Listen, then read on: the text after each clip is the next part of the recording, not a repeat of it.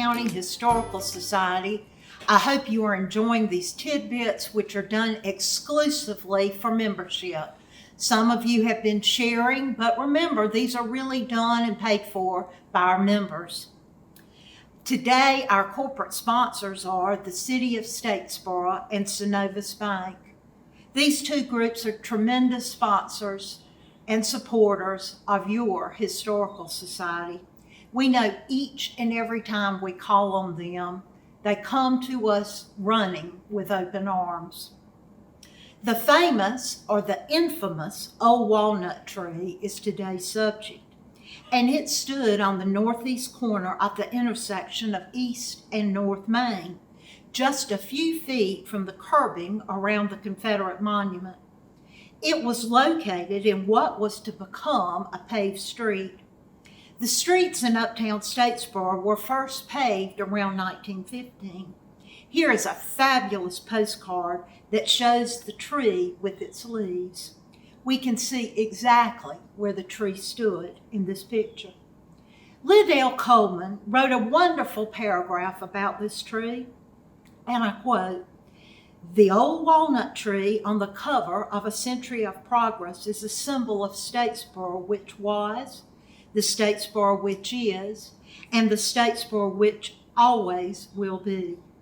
Something strong and firm in its early days, growing mighty with the years, standing tall during storms and basking in the sunshine during the calm, enduring through the decades of strife and prospering during the years of accord, and finally bowing only to the ravages of time and the demands of growth and development and that which we call progress." This picture or painting of the old walnut tree was done by Ethel Mitchell Floyd and was given to the Statesboro Regional Library in 1950. Miss Hattie Powell furnished the materials needed. We just did an article on Miss Hattie in Rambling Through Bullock, our newsletter. She was clerk of the Bullock Superior Court for many years. It was rumored that someone tried to get the library to sell or auction this painting around 2 years ago. The board of the library put a stop to this. If they ever want to disown this piece of history, BCHS will be glad to purchase it and save it for all to share. It was said by some that Hernando de Soto planted the seed from which the old walnut tree grew as he passed this way in 1541. Since he really didn't come through what would one day be Statesboro, I doubt that this is factual.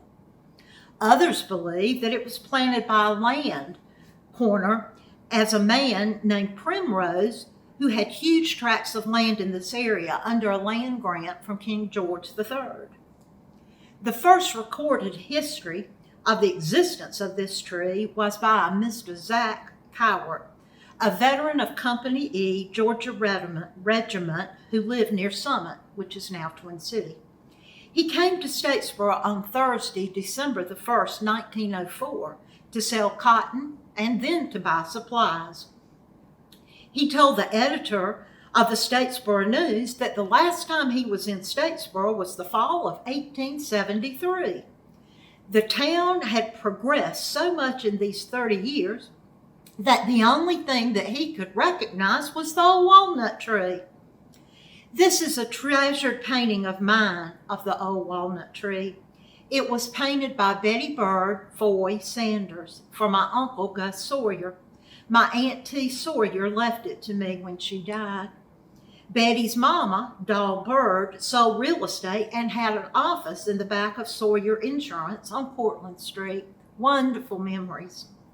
With the coming of the automobile to Statesboro around 1910, the old walnut tree became an issue which grew so much that on March 21st, 1911, a petition was drawn up by the citizens and presented to City Council.